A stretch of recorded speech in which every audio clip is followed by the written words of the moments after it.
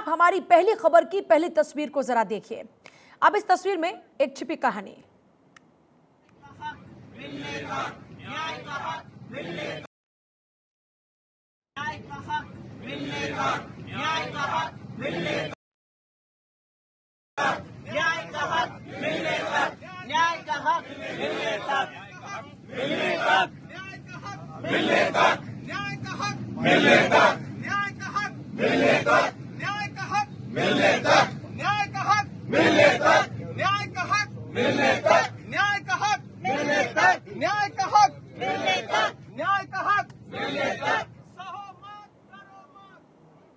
अब इस तस्वीर में एक छिपी हुई कहानी यह है कि देश की सबसे पुरानी पार्टी के सबसे बड़े नेतागण सबसे महंगे सफर से सबसे गरीब लोगों की बात करने के लिए निकले हैं। यह सिर्फ राजनीति में ही संभव है जहां ऐसी दुर्लभ तस्वीरें भी देखने को मिलती हैं। अब देखिए, खैर आगे बढ़ते हुए राहुल गांधी की न्याय यात्रा को डिकोड करने की कोशिश करेंगे तो दो ही कीवर्ड सामने नजर आते हैं। एक है राहुल की री लॉन्चिंग, तो दूसरा है 24 की डगर। इन दोनों ही कीवर्ड के बीच कुछ बातें काबिले गौर हैं, जरा आप भी ध्यान दीजिएगा। जिन 14 राज्यों में राहुल गांधी यात्रा करेंगे वहां की कुल 355 लोकसभा सीटों में से कांग्रेस के सिर्फ 15 सांसद हैं। 2024 में 15 से बढ़कर यह संख्या 20 हो सकती है या फिर 10 हो सकती है, लेकिन कोई बहुत बड़ा बदलाव होता हुआ नहीं दिख रहा। अब इसकी भी दो वजह हैं। वो यात्राएं सफल होती हैं जो एक खास इलाके तक सीमित हो, जहां भावनात्मक मुद्दे हों। 2004 में राजशेखर रेड्डी की आंध्र प्रदेश यात्रा और 1982 में एनटी रामाराव का चैतन्य यात्रा इसका एक उदाहरण है। राष्ट्रीय स्तर पर की जाने वाली यात्राओं का फायदा छोटी यात्राओं की तुलना में कम ही मिलता है। सामने लोकसभा चुनाव है, ऐसे में राहुल की न्याय यात्रा कांग्रेस के संसाधनों को अपनी ओर खींच लेगी। कांग्रेस का ध्यान और संसाधन बढ़ जाएगा। ऐसे में बीजेपी से सीधे मुकाबले में जीत पाना कांग्रेस के लिए मुश्किल होगा। यहां एक और सवाल उठता दिख रहा है। देखिए, कांग्रेस और उसके सहयोगी दलों की भारत न्याय यात्रा जहां जहां से गुजर रही है, वहां सिर्फ 2 राज्य में कांग्रेस की सरकार है। ऐसे में क्या वहां के विधानसभा चुनाव में कुछ बदलता हुआ नजर आ रहा है? इसका जवाब भी जरा सुन लीजिए आप।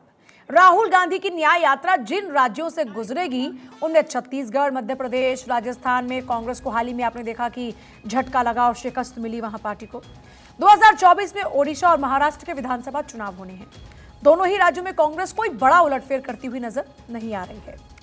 अब राहुल गांधी की न्याय यात्रा जिन जिन राज्यों से गुजर रही है, वहां के 14 में से 6 राज्यों में कांग्रेस को 30% से ज्यादा वोट मिले थे। ऐसे में क्या राहुल गांधी की इस न्याय यात्रा से कांग्रेस का 2024 में जो वोट प्रतिशत है वो बढ़ता हुआ दिखाई दे रहा है? अगर इसको भी समझने की कोशिश की जाए तो भारत जोड़ो यात्रा के बाद कांग्रेस को सिर्फ कर्नाटक और तेलंगाना विधानसभा चुनाव में जीत मिली। राजस्थान, मध्य प्रदेश, छत्तीसगढ़ जैसे जो राज्य थे वो कांग्रेस के हाथ से निकल गए और कांग्रेस को इन राज्यों में हार का सामना करना पड़ा। अब स्थानीय स्तर पर पार्टी संगठन, जनता का मूड और मजबूत ब्रांड होने पर ही यात्राओं से वोट प्रतिशत बढ़ता है।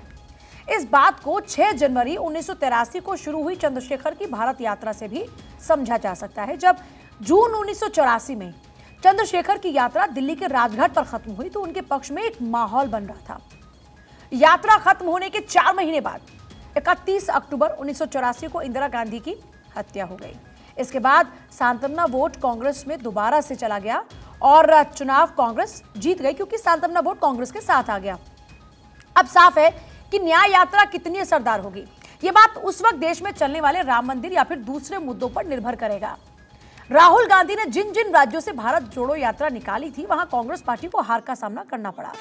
ऐसे में सबसे जरूरी बात यह हो जाती है कि क्या इस न्याय यात्रा से वो पैटर्न बदलने वाला है या फिर राहुल गांधी की ये यात्रा भी पार्टी के लिए कुछ खास नहीं कर पाएगी।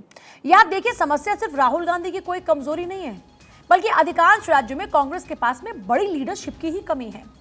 ऐसे में सवाल एक बार फिर वही कि क्या राहुल गांधी की न्याय यात्रा से कांग्रेस में कुछ बदलाव होने वाले हैं? साल 2014 के बाद पूर्वोत्तर में कांग्रेस लगातार चुनाव हार रही है। असम में हिमंता बिस्वा शर्मा, मणिपुर में एन बीरेन सिंह, त्रिपुरा में माणिक साहा जैसे बड़े नेताओं के कांग्रेस छोड़ने के बाद न सिर्फ राष्ट्रीय स्तर के नेता बल्कि यहां पार्टी संगठन भी कमजोर हुआ है। 2024 लोकसभा चुनाव में राहुल गांधी की भूमिका को लेकर भी संशय बना हुआ है। न्याय यात्रा ऐसे समय में घोषित हुई है जब ममता बनर्जी और अरविंद केजरीवाल ने मल्लिकार्जुन खड़गे को पीएम बनाने की बात कही है। वहीं कांग्रेस की नागपुर रैली में कर्नाटक की मुख्यमंत्री सिद्धारमैया ने इंडिया की ओर से राहुल को पीएम उम्मीदवार बनाने की मांग की।